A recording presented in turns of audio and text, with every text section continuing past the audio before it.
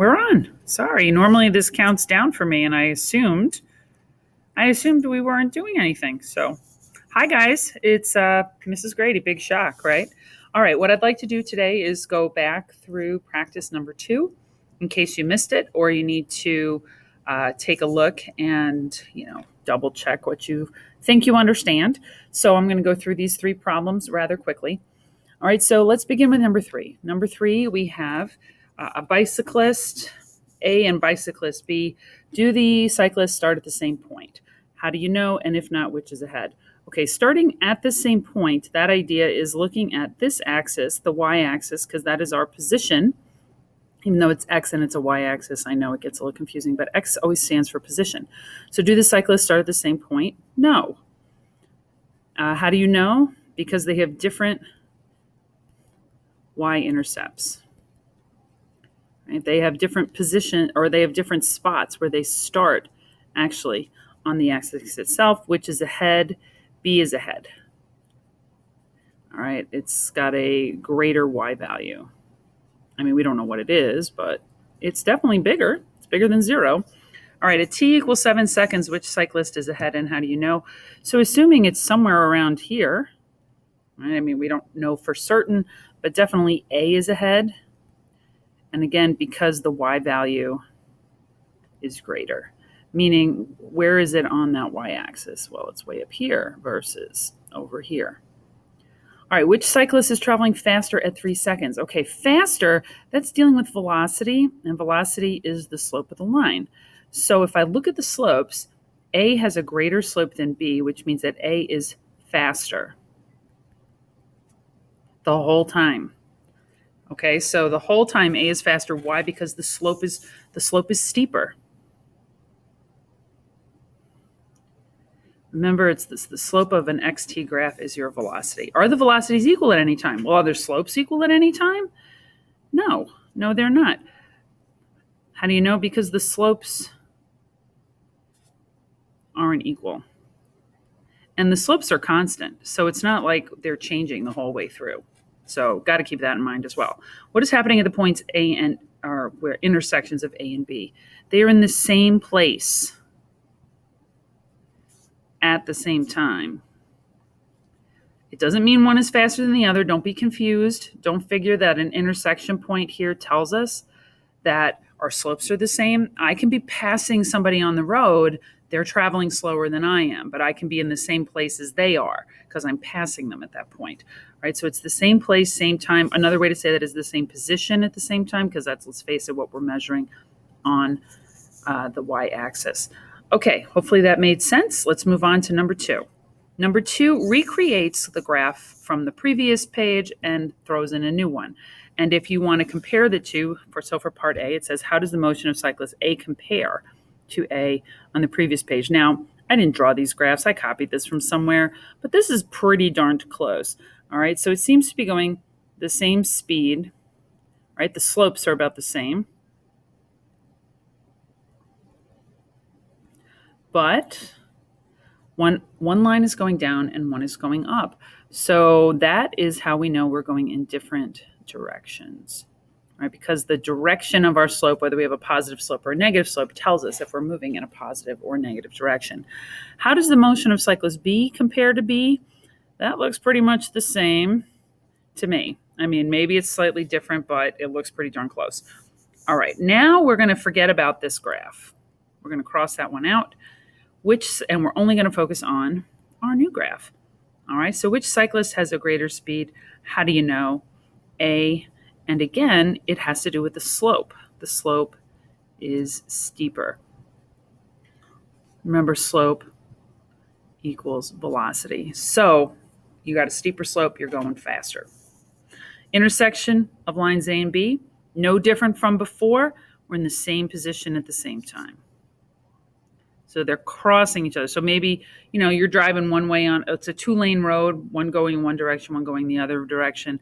And that moment where the 2 cars are side by side, right? One's going south, one's going north, that kind of an idea.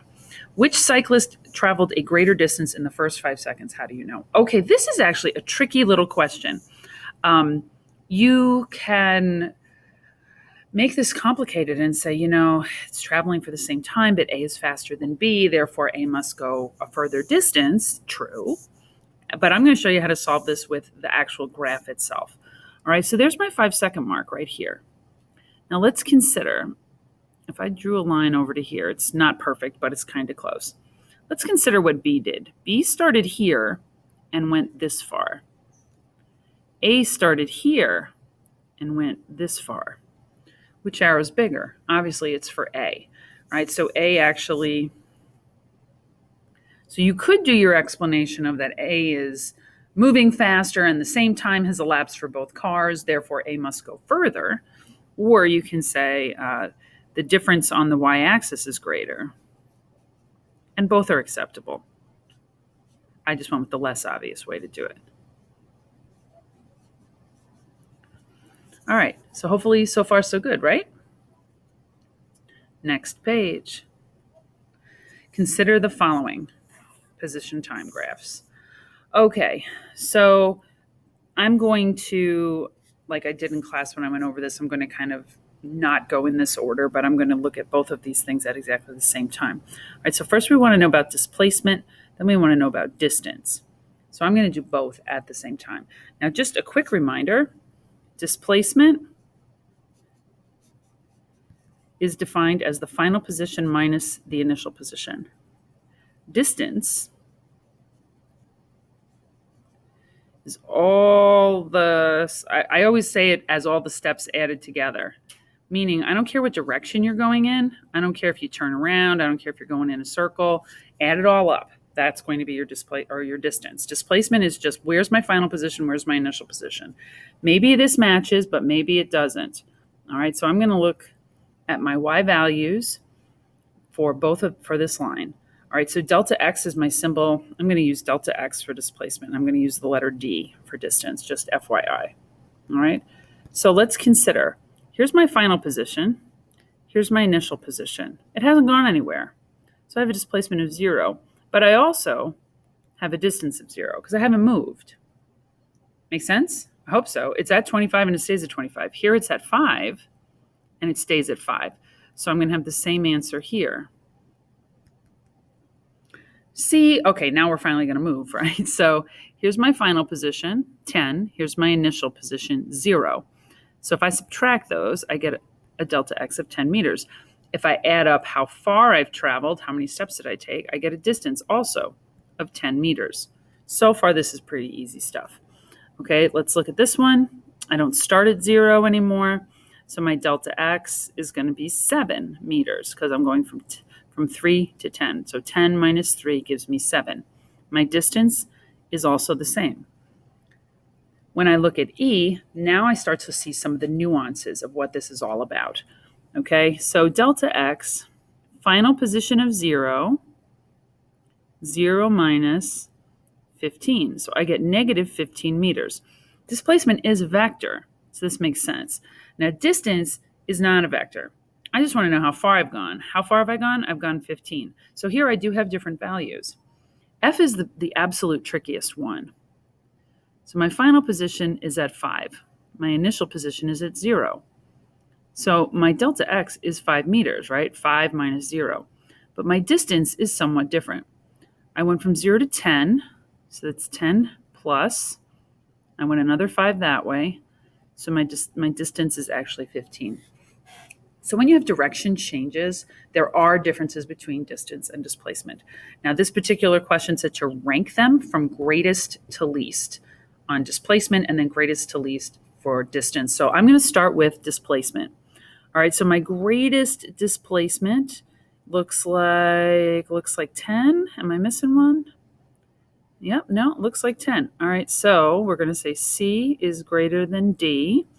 So 10 is greater than 7. Right? And then where do I go? 5 greater than F. And then after 5, I go down to 0, which is greater than B, which is equal to A, because they're both 0.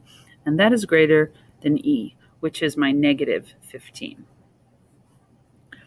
When I want to do distance, how far did I go? Well, let's consider. I've got 2 here that are 15. So F, which is the same as E, those are my biggest ones.